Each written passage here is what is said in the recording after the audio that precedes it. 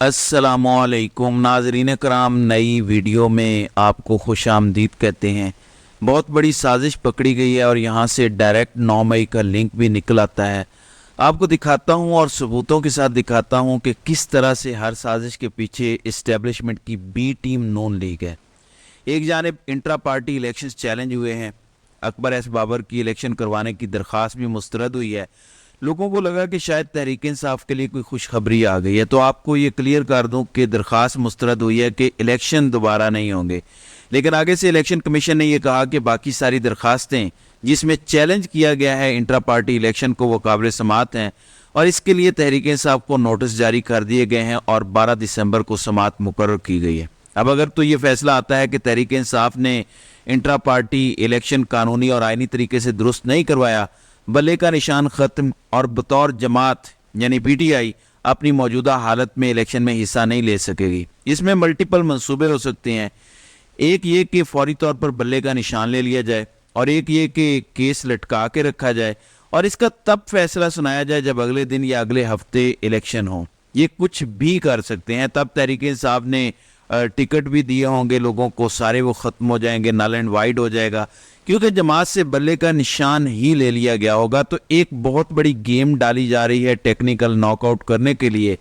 जाहिर है कि तहरीक इंसाफ को ये सब कुछ पता है, तो देखते हैं कि इलेक्शन कमिश्नर की इस खुली बेशर्मी को काउंटर करने के लिए तहरीक इंसाफ के पास क्या स्ट्रेटजी है, उनका प्लान बी और सी क्या है। क्योंकि अगर इलेक्शन कमीशन ये फैसला देता भी है इस तरह का, तो ये फैसला हाई कोर्ट में चैलेंज हो सकता है क्योंकि इलेक्शन कमीशन पूरे मुल्क में है। तो ये फैसला पेशावर हाई कोर्ट में भी चैलेंज हो सकता है, लाहौर हाई कोर्ट में भी चैलेंज हो सकता है। इस तरह से इलेक्शन कमीशन के फैसले पर स्टे लिया जा सकता है और इलेक्शन लड़े जा सकते हैं। तो देखते हैं कि कार्रवाई किस तरफ आगे बढ़ती है। दूसरी जानिब इमरान खान ने अपनी नाअहली ख़त्म करने के लिए लाहौर हाई कोर्ट में जो दरख्वास्त दी वो भी 5 मेंबर बेंच को भेज दी गई है। अब इस्लामाबाद हाई कोर्ट भी 11 दिसंबर को इलेक्शन कमीशन से दलाइल लेने के बाद फैसला सुना सकती है। तो 11 तारीख को बहुत कुछ सामने आ जाएगा। वो फैसला अगर मुअत्तल हो जाता है तो इमरान खान की नाअहली ऑटोमेटिकली ख़त्म हो जाएगी क्योंकि फैसला ही स्टैंड नहीं करता, तो इलेक्शन कमीशन ने जो नाअहली इस फैसले की बुनियाद पर की थी वो भी स्टैंड नहीं करेगी और इस तरह इमरान खान इलेक्शन भी लड़ सकेंगे और दोबारा से पार्टी चेयरमैन का ओहदा भी संभाल सकेंगे इलेक्शन लड़ के। अब आते हैं नाज़रीन इकराम, जो गेम डाली गई है और यहाँ से आपको 9 मई के सारे मंसूबे की भी समझ आ जाएगी। ये आप इस दायरे में एक शख्स को देखें और गौर से देखें। ये लोग एहतजाज कर रहे हैं कि हम पीटीआई के लोग हैं और तहरीक इंसाफ ने गलत इलेक्शन करवाए हैं पार्टी के अंदर, ये हमें नामंजूर है। अब आपने इस तस्वीर को गौर से देखना है। यही साहब नून लीग के कन्वेंशन में बैठे हुए आपको नज़र आ रहे हैं, अच्छे से देख लें और कंफर्म कर लें। अब आपको एक और फनकारी दिखाता हूँ, ये ज़रा देखें।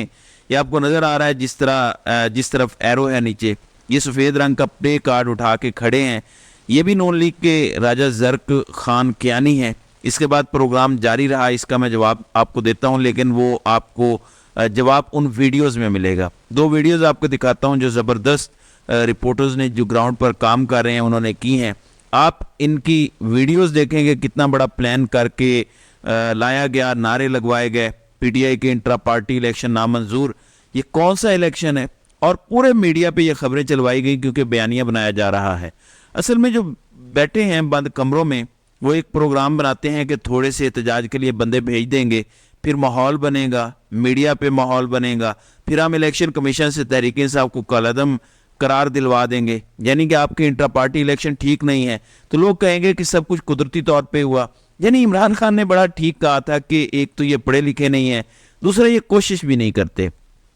मतलब अगर आपने ये जाहिर ही करना है कि पीटीआई के लोग आ गए हैं, तो बताएं रेड जोन में पीटीआई के लोगों को कब से एहतजाज की इजाज़त हो गई? 9 मई के बाद से तो पीटीआई को ऐसे ट्रीट किया जा रहा है जैसे पाकिस्तान की तारीख में कभी किसी कलअदम तंजीम को भी नहीं किया गया था।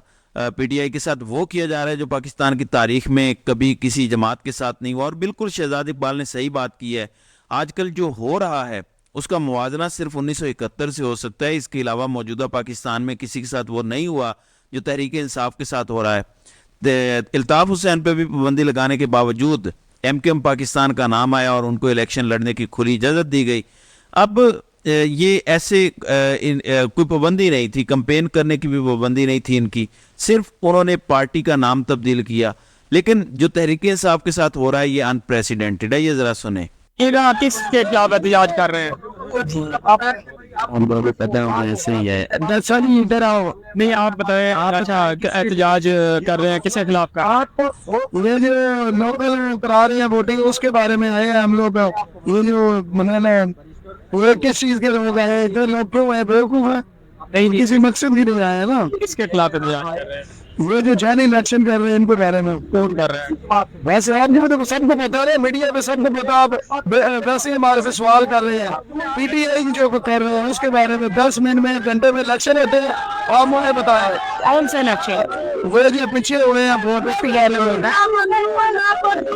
वो जो पिछले दिनों में हुई है। आप क्या है पार्टी के किस पार्टी के रहनुमा है? हम पार्टी के रहनुमान नहीं है, हम जो आवाम है, हम हक की तरफ है। किसके वोटर हैं आप? हम नवाज शरीफ के वोटर है। अच्छा नवाज शरीफ। जी, इसके बाद प्रोग्राम जारी रहा। या अब आपको एहसन जावेद की भी वीडियो दिखाता हूँ, आपको पता चलेगा कि किस तरह से साजिश की गई। लेकिन इन बहादुर रिपोर्टर्स ने वो साजिश बेनकाब कर दी। ये ज़रा वीडियो देखें।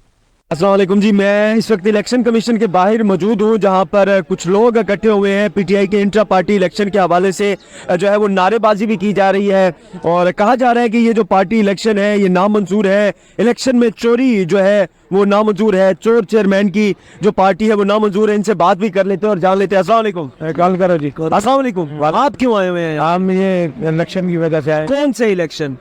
जो चेयरमैन के किस चेयरमैन के हुए हैं भला? फिर जी तारक जी दस पार्टी इमरान खान की पार्टी? कौन सी है इमरान खान की पार्टी? Jelly party.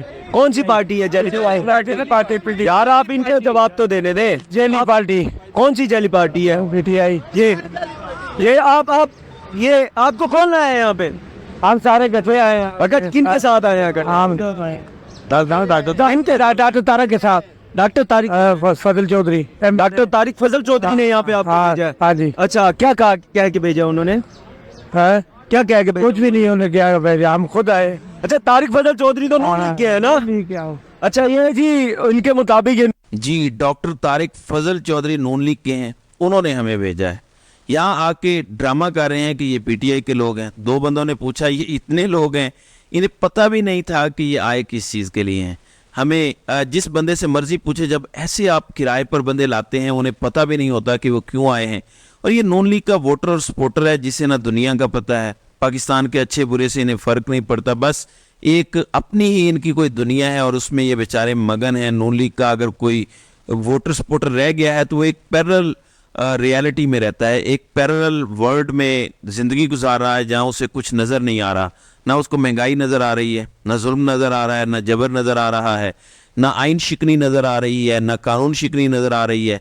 कुछ भी नज़र नहीं आ रहा क्योंकि वो उस पैरेलल वर्ल्ड में अपनी एक दुनिया बना के बैठा है। जबकि तहरीक इंसाफ का वोटर सपोर्टर रियलिटी की दुनिया में बैठा सब कुछ फेस कर रहा है। और जो रियलिटी में बैठे हैं वो तैयार हैं कि इलेक्शन हो, हम इनका फेंटा लगाएं अपने वोटों से। इसलिए दूसरी पार्टी घबराई हुई है और बुज़दिल इतने हैं। याह्या खान हम उसको बहुत नफरत की नज़र से देखते हैं, बुरा भला कहते हैं, बहुत ही बुरा था, लेकिन उसने इलेक्शन फिर भी करवा दिए। ईस्ट पाकिस्तान में शेख मुजीबुर रहमान स्वीप कर गए। उन इलेक्शन से घबराया हुआ बुज़दिल ज़ियाउल हक 11 साल इलेक्शन नहीं करवाता, क्योंकि असल इलेक्शन तो 88 में हुए, दरमियान में एक ढकोसला करवाया, वो बगैर जमातों के इलेक्शन थे। फिर मुशर्रफ आया। अब आप ज़रा गौर करें, एक्सक्यूज़ था मुशर्रफ के पास, बहाना तो यही था मुशर्रफ के मार्शल लॉ लगाने का कि नवाज शरीफ ने सिटिंग आर्मी चीफ और उसके स्टाफ का तैयारा अगवा किया और उसको लैंड करने की इजाज़त नहीं दे रहे थे। यानी अगर वो लैंड ना करता तो तबाह हो सकता था। ये एक दहशत गर्दी थी, उसमें अवाम भी बैठे हुए थे।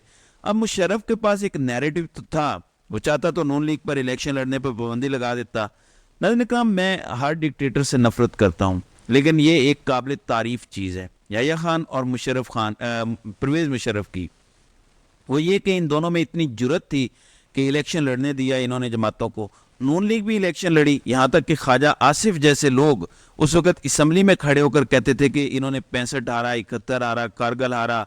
आपने इनसे सवाल पूछा, ये वही मुशर्रफ की असम्बली थी जिसमें ख्वाजा आसिफ में जुर्रत थी ये बात करने की, क्योंकि मुशर्रफ की स्किन बड़ी थिक थी, उसमें बर्दाश्त बहुत ज़्यादा थी। इस हवाले से उसने पार्टी ज़रूर तोड़ी, काफ लीग ज़रूर बनाई, लेकिन इलेक्शन लड़ने से नहीं रोका। ये नहीं कहा कि नून लीग का मैं इंतखाबी निशान ले लूँगा, लेकिन जो मौजूदा दौर में हैं ये बुज़दिली के सारे रिकॉर्ड तोड़ गए हैं। हम लड़ने ही नहीं देंगे, हम इंतखाबी निशान नहीं लेने देंगे। हकीकी मर्द होते तो मैदान में लड़ते, लेकिन यहाँ नामर्दों के साथ इमरान खान का मुकाबला है जो मैदान में लड़ने की अहलियत ही नहीं रखते। यही वजह है कि वो हर रोज़ एक नई पस्ती को छूते हैं, मगर अवाम हर सूरत इमरान खान को छोड़ने को तैयार नहीं है और यही खौफ इनको खाया जा रहा है। तो नाज़रीन इकराम, आपकी इस वीडियो के हवाले से क्या राय है? आप अपनी राय का इजहार कमेंट सेक्शन में ज़रूर कीजिएगा।